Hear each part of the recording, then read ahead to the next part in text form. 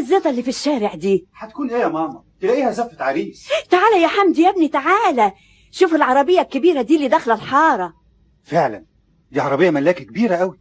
يا ام الهام، يا ام الهام، ايه الحكاية يا اختي؟ عقبال امالتك يا اختي، دي عربية متولي. متولي مين؟ متولي اللي كان بيلم فاصل الفاكهة من السوق جنبنا. انت بتقولي ايه يا ام الهام؟ والنبي زي ما بقولك، ابو الهام بيقول انه بقى غني قوي دلوقتي.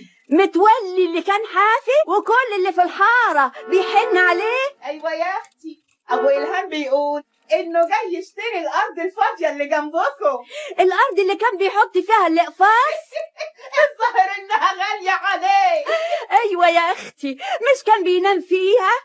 سامع يا حمدي يا ابني؟ سبحان الله، متولي يبقى غني بالشكل ده، وانا اللي تعبت في التعليم مش عارف اتجوز لدلوقتي.